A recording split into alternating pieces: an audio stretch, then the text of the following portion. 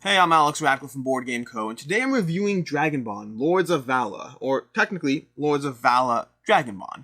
Now, this is going to be a prototype review. This game is currently on Kickstarter. I'll throw a link down below with roughly a week left, but let's go ahead and get into the game. Now, I'm going to go ahead and give a roughly 60-second overview. I don't have my handy-dandy timer, so I'll use my camera's clock, but starting off, Dragonbond Lords of Vaala is going to be a game where you win the game by gathering the most power. Power is going to be these little tokens here. You want to gather 10 power, although if you Dragonbond, if you team up, we'll explain that later, then you're going to want 15 power instead. Now you're trying to get power. The way you get power in this game is primarily by moving region to region and picking up that power using your various action cards. Now the dragons, the two dragon characters as opposed to the two general characters, do have an additional way of gathering power in the sense that they can, well, eat people. They can eat opposing soldiers, stacking them on the boards and gather power that way. The turn sequence in this game is going to involve players taking their cards, choosing from the hand, and playing them down to a stack, another character choosing a card, playing down a stack, and then flipping the entire stack and resolving it. So it's a bit of action programming in the game,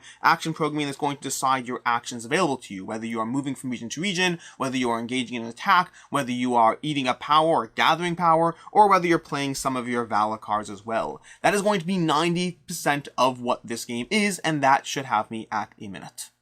Now, a few other things to touch upon, because I do like to cheat in these 6-second overviews. The main goal is to give you the high-level overview of the game, but a few other things worth mentioning. There's going to be the concept of dragon bonding, where a general and a dragon can team up in this game. If a general ends its turn in the same region as a dragon, then they will try to bond. They're going to roll dice and see if they bond, and either player can try to force the bond or force their way out of the bond by spending power. You're going to have your hand of Vaala cards, which you'll spend your regular cards to go ahead and gather those, but your Vaala cards are going to give you special extra abilities that cost power to use. Now, when I say cost power, I don't mean that you give up the 10 power that you're trying to generate to win the game. That would be bad. Rather, when you gather power, it is not consumed, and you can choose to spend a card looking at it and paying the power cost, flipping a power, and you consume that power. It still goes towards the 10 power you're trying to achieve, but you spend it on a card. Cards that will be immensely fun, by the way. Immensely fun to swing them on your opponents when they're not planning for it. Other than that, there's going to be some other things like upgrade cards. The generals, where the dragons have that aspect of being able to eat soldiers in the game, which gives them additional power. But the generals have their own little thing going on. They're going to have upgrade cards that they can upgrade the various 3 unit types. And they're also going to have region cards. Generals can control regions in the game. So when they have a region, when they have presence in a region with their units, they're going to add a region card to their stack of cards. Region cards that can be played to reinforce, to add more units to the board, to fortify, adding the various strongholds to the board, and then to upgrade the various units. That is basically what's going on in this game. The churn sequence involves playing an event. You're going to have an event from an event stack, which will be played down, and then the players one at a time will play cards down to that stack until one player decides to pass. Now this part is key. When that player passes, it's not that player that is out of the round. That player passing triggers the end of the action sequencing. You're going to close off that stack with another event, so you have a little event card sandwich, and then you're going to take the first player marker for yourself. If you're not the first player already, you're going to take the first player marker for yourself. So choosing when to pass means you will have one action fewer than all the other players in the game. But it also means that you control exactly what happens at the beginning of the next round, and you also get to control whether you think you're ready or not ready for that stack to close off, which can be hugely impactful because players are all trying to achieve their result. They're all trying to gather power. They're trying to spread their units, move around the board, engage in combat, especially if you're a dragon. Engaging in combat involves effectively eating power as you go. But all that, having the control over when the stack ends, is going to be a huge part of Dragonbond Lords of Vaala. Now, this is a 1 to 4 player game. It has a cooperative mode, so to speak. It has a, meaning basically, cooperative, perhaps the wrong word. It is a 1 to 4 player game where you can play it solo, in the sense that you're always going to have 4 players in the game. And when you're playing without a human character, you're just going to flip that dragon sheet, or fly dragon or general sheet, and they're going to play cards into the stack blind. They become a faceless player, a nameless player, and they're going to be, well, a little bit more random in the game, providing some degree of challenge, but perhaps less so because they're just playing cards randomly to a stack, which could be good or not so good. It does mean that you can never really anticipate what they're going to do because there's no strategy behind their decisions. So you can play this game at any player count in terms of just however many human players you want, and then having the faceless, nameless players complementing out the thing. And with that, let's go ahead and get into the review part of this video. So, Dragonbond Lords of Vaala has a lot of things going for it. This is a game that, well, we'll get into that in the final thoughts, a little thought I had. But in terms of what I like, to begin with, this game is simple and simple to teach, simple to get into, simple to quick and play. The turns in this game are very, very fast. All you do is you give people the general overview of how the game plays, go into a drop more detail than I did. You can get people up and running in this game in probably 7 to 10 minutes if you have a clear, concise idea of how it actually plays. And from there, you're just going to go ahead and start taking turns. You're going to play an event card, play a card, play a card, play a card. Now, that first round of the first game is going to involve players flipping the stack and then realizing, oh, I need to sequence out that. Or Assault. Assault actually lets you move at the same time. One of the things that keeps throwing people off, I've noticed, is that there's movement and there's Assault, and people think that they're different, but Assault includes movement, which throws everyone off the first game. It's something I'm starting to warn people about now, but there's always going to be that degree of something you didn't think about, something you didn't plan about. Sure, you got the rules, but now you're seeing your action sequencing playing out. Now, this, by the way, is a good time to offer the players at the table if they want to restart, especially if you have a mix of people who've played the game and haven't. But past that, the turn structure in this game is incredibly quick moving. You grab a card, play it down, grab a card, play it down. You'll have the occasional pause while someone rethinks what they're going to do, but if you plan out ahead, if you think through what you want to do, this is a very quick moving game, and then you flip the stack, and you resolve the cards one at a time, which is just as quick moving. You're going to have your event card, which will often do things like adding power to the various regions, although there are some other effects as well, but you're going to be adding power to the board because the board starts with power, and then past that, most power is going to be generated from the events. A few player cards can add power as well, but those are infrequent. I think they add power. I don't know. They add soldiers. I don't remember if player cards add power. But then past that, you're going to have the Vaala cards. Now, speaking of the player cards, these Vaala cards are a ton of fun in the game. The Vaala cards are going to be each individual faction's generals and dragons are going to have their own unique set of Vaala cards. Now, this is one of those things where there is going to be a degree of, if you have players who've played the game a lot, eventually they may get to a point where they know the game better and can anticipate just how badly you're going to mess with them with these cards.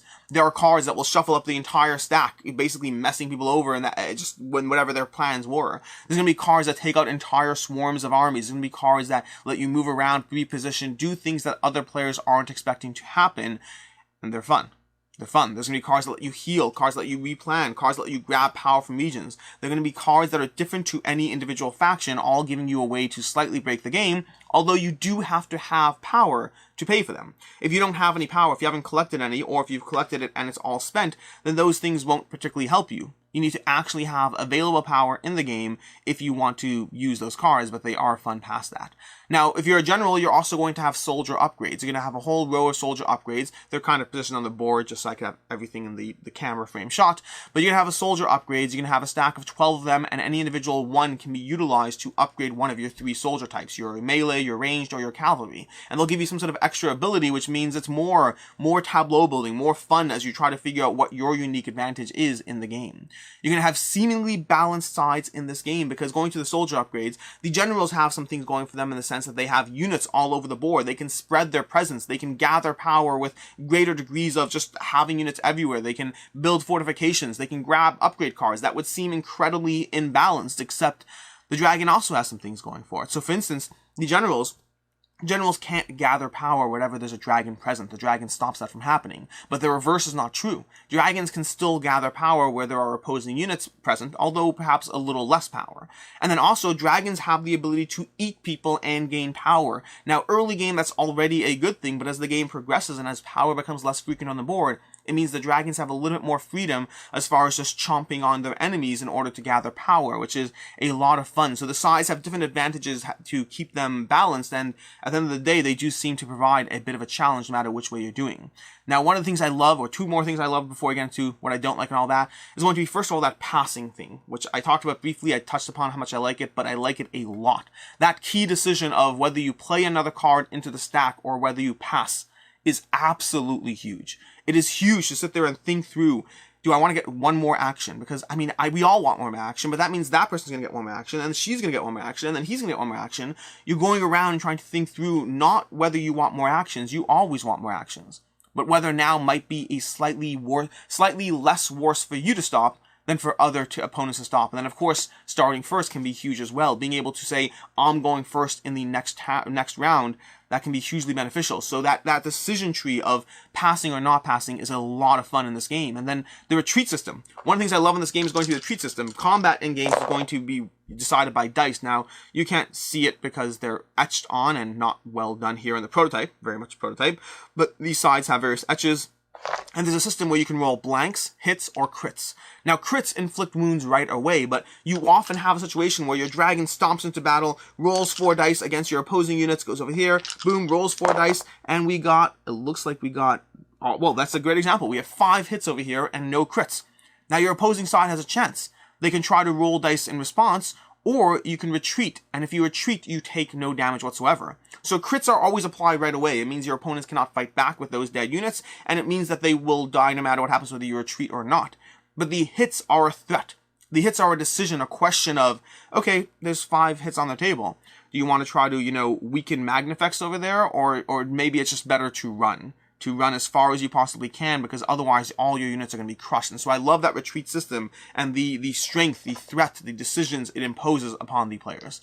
As far as what I did not like in this game, the primary thing is going to be not Dragonbond itself, but rather the way Dragonbond potentially can play out. You see, Dragonbond, like I said already, is the idea that a general and a dragon end their region and end their turn in the same region, at which point you attempt to roll for Dragonbond. Both sides roll, and if you get a hit, then you'll have a Dragonbond. Now, each side can spend power to try to force rerolls, but unless that happens, you're going to be Dragonbonded in this game.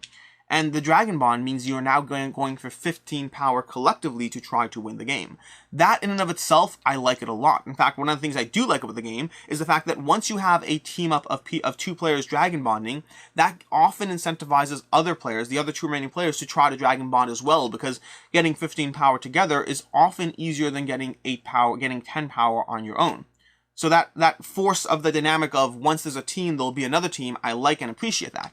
What I don't love is that you can have situations, now to be fair, it has not happened to me yet, but you absolutely can have situations where a strong general and a strong dragon player, who are both at like 6 power each, team up, while the other 2 players are at, let's say, 4 and 3 powers each. You can easily have a situation in this game where the 2 stronger players team up with each other and just win the game, leaving the 2 other players in the dust. And I imagine first and second place in the game just teamed up, and now they combine their points and they win.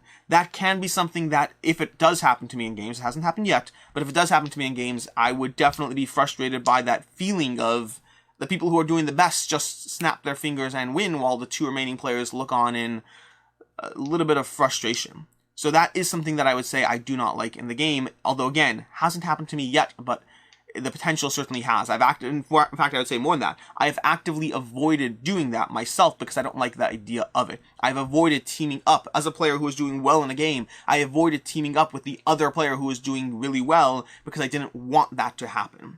As far as what I can see others not liking, to begin with the team-ups in general. While for me it's not about the team-ups themselves, I actually like the team-ups, just that one subset.